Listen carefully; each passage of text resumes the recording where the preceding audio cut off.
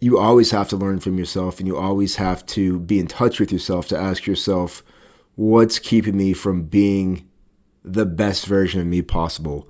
What am I missing that I feel like if I had would make me that would if I had that would be it. I would be made. Is it that you just don't think a lot of people have body problems. A lot of girls don't have body problems. They just don't think that they're good enough. That they've never really accepted themselves.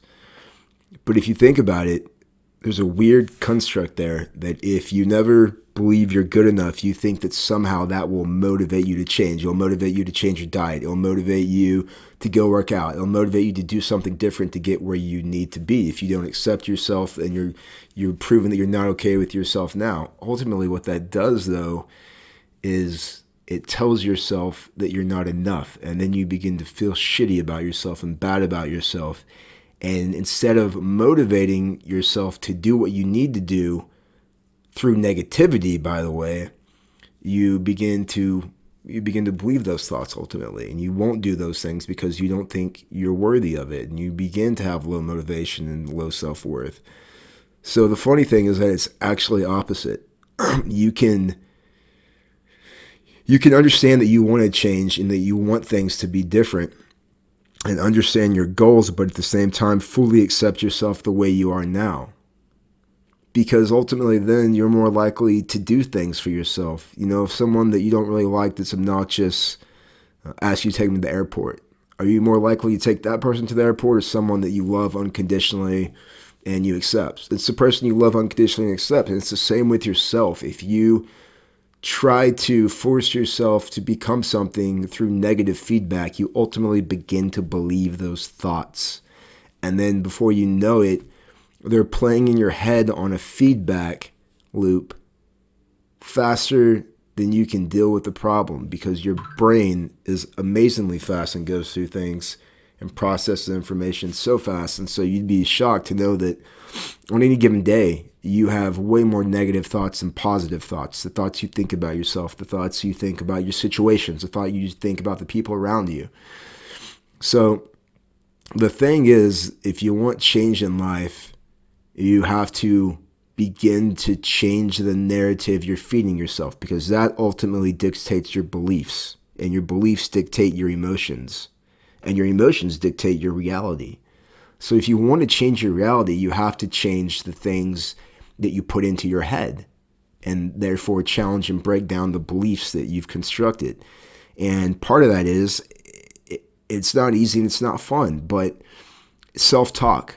So the things that you tell yourself every day, the negative self-talk that you give yourself, if you begin to, every time you have a thought, write it down just for a day even, just journal every thought you have, you'll be shocked to see that the overwhelming majority of it's negative. And the way you begin to change that is every time you have a thought of, oh, I just wish my hips were a little smaller, I wish my stomach was a little smaller, or I wish I wore this shirt this good, or whatever your body image problem is. I'm using this as an example, the body image morphia, is every time you have those thoughts, you're reinforcing that belief. So you begin to have to tell yourself something different. Say, hey, I love the way I look right now. I'm perfect the way I am. I don't need to be this way or that way. I don't need to be like, this supermodel. Because I guarantee you, even though you think that supermodel is perfect, there are plenty of people who think that supermodel is way too skinny or way too this or way too that. You're never going to please everybody. And if you try and chase that card, you're going to wear yourself down. You got to realize that you got to be you, and the right people will accept it. But ultimately, if you don't accept yourself, you'll convince others not to accept you. So lots of times the problem isn't that you're not being accepted. It's that you're basically giving off that vibe, and you're also basically, through your body language, through your emotions, through subtle things that we can't exactly define, but that you pick up on people, you're telling people, hey, I'm not good enough. Don't accept me. So the funny thing is, ultimately, it all comes down to self-love and self-acceptance. And harping back on how you do that, you begin to change your beliefs. You begin to tell yourself every time you think, oh, I'm not this, I'm not that. Oh, I am this, I am that. I am good enough. People do like me. You just tell yourself in your head, people like me, people like me, people accept me, I accept myself. I am acceptance. I am acceptance. You begin to do stuff like that and your life begins to change. And that one little click that you do right now, that one little degree of course change over 5, 10, 20 years completely will change the direction of your life. And, you'll begin to manifest what you want in your life. Your life will take a different direction. So it's important to realize that every belief you have, examine why you have that belief. Don't just accept that belief. Say, this doesn't serve me. But don't just say, well, it's just how I feel. Because the thoughts you think create the feelings you feel. And if you feel that way, it's because you've been thinking that way. So once you begin to realize that, you can begin to put your thoughts and beliefs under a microscope, break things down, become the person you want. It's crazy. It's an awesome tool that we have, but no one seems to use it because we're busy and, it's a fast-paced world and you don't feel good. So when was the last time you really sat around and felt things for a few days? Most of us from the time we were 5 have been in school with our mom, with our friends. When you get out of school, with a spouse or a companion or a girlfriend or boyfriend.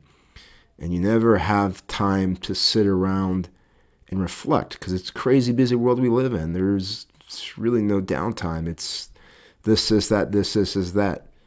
And so you never begin to break down these false narratives that you've created in your head, and they steer your life. They steer it and they steal it.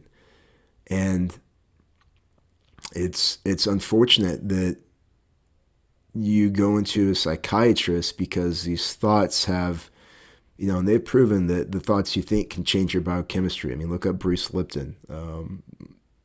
That's the only one coming to the top of my head right now, but he's the main guy in the field of genetics and epigenetics and how a thought can change your genes and change your, biochemical biome. So, you go to a psychiatrist and you have these bad thoughts and they essentially tell you, you have a chemical imbalance, right? And they give you a drug. We now know from research that a chemical imbalance can be caused by the thoughts you think. Everything you do changes the biome of your body. Everything you eat, everything you think, we're nothing but an expression of what we consume, what we think, what we harp on.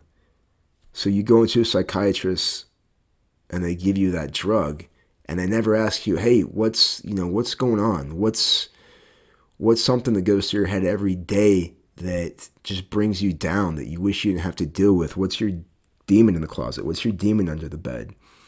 And as you begin to learn these tools that you can use to break down false narratives that you believe, it's unbelievable the breakthroughs people can have. But so many of us in America are on these psychotropic drugs that basically they numb you out to the point that you're not in touch with that part of yourself. And your lows aren't as low, but your highs aren't as high. Meaning you're just settling. That's all you're doing is settling. And a lot of us are settling in life in this modern day and age because we're making decisions out of fear and not out of love. And that's the other thing is, it will drag you down and you lose touch with yourself and begin to feel almost disingenuous to the point that things start spiraling. You start having bad thoughts and not thinking of yourself in the light that you should. And that's because we're making decisions based out of fear. We're with somebody that we know at the end of the day, we really isn't our soulmate. You fucking know deep down that person's just not it. And you tell that voice to shut the fuck up, and you don't listen to it. You don't want to hear it. And you do that based out of fear because you don't want to be alone, because you don't really, I have a theory, and I think it's pretty solid, that people who are afraid to be alone are afraid to be with themselves. And you're afraid to be with yourself because you either A, dislike yourself, or B, you don't love yourself. And both of those really go hand in hand as you begin to not like yourself for decisions you made in the past, not forgiving yourself. I got a friend who made a bad decision with a girl years ago, never forgave himself for it. And he changed dramatically, began to hate himself. I don't know that a lot of people could tell, but in the heat of the moment, but the guy changed from before and after because he just beat himself up and, never let it go. And it changed a lot of his personality, kind of put him on a darker path.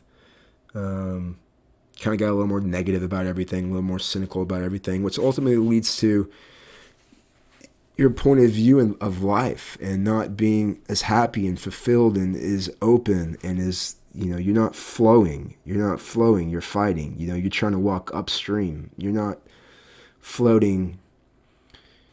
There's so much friction in that life. And, there's so many examples of that. I'm sure anyone listening to this understands what I'm talking about. There are things in your life that just cause friction. And anything that causes friction that you can control within your ability, you got to find a way to get it out. And part of that is going back one more time to, changing your beliefs and beginning to realize that every belief you have causes an emotion and causes a physical biochemical change, and begins to change your belief system, and you begin to feel differently, and you begin to feel depressed. And it's a dog and a tail, because as you begin to feel more depressed from that thought, you'll begin to think more thoughts because you're like that, because you're feeling shitty.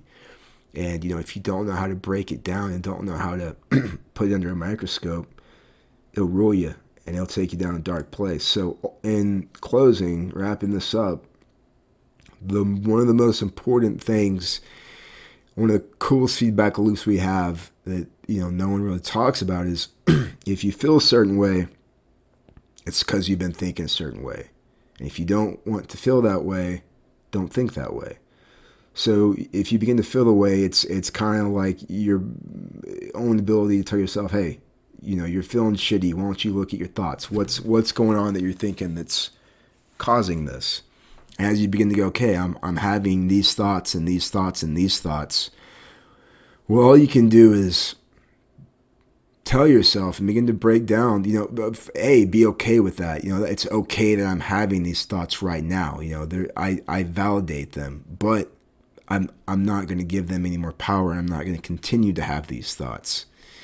And it's hard. It's hard at first because you really have to, every time you have those thoughts, it's called positive self-talk. Tell whatever your thought is in your head, tell yourself the opposite of that 10 times. And it sounds stupid and it sounds funny and it sounds like one of those things, stand in front of the mirror and say something positive. I swear if you do this and you stick to it for a week, for 7 days, and it can be sooner, but I guarantee you in 7 days, you'll begin to see changes. And it'll just open up a whole new life for you. But you can't just say it and say it and say it and not believe it. If you believe it and say it, it'll start to become, and even if you don't believe it at first, the more you say it, it's going to feel unnatural at first because it's not the narrative you've had about yourself for years probably. It's going to feel unnatural. And as you say it, you're going to feel and say in your head, this is a lie, this doesn't feel right, this isn't me. I am this thing or I am that thing, but you're not. It's going to feel like a lie at first, but the more you say it and the more you do it, it's going to feel really weird the first 3 days. Kind of like, I don't know if any of you have ever had braces or had them taken off. When you first get them on, you're running your tongue and you're like, this is just, it's just weird. Or the day you get them off, it's weird, but it's also weird in a good way. And that's kind of exactly how you begin to feel as you begin to break down these walls. It's kind of like having your braces taken off. It's different and it's weird and it doesn't feel right, but it feels good. And you just got to go with it. And that's ultimately one of the main paths to having a life that you accept, a life of joy, a life of ease, a life of happiness, a life without strife, a life without emptiness, a life without that something missing, a life with not liking yourself, a life of pain, a life of struggle, because all these things compound. So, yeah, just keep it loose, man, and, always be willing to pull out the microscope and examine yourself. It's not always fun. It's not always easy. It's not always what we want to do. It's kind of like homework. But, ultimately it's going to make you the person that you know you were meant to be and that you know you're capable of being. So that's all I got. Jambo.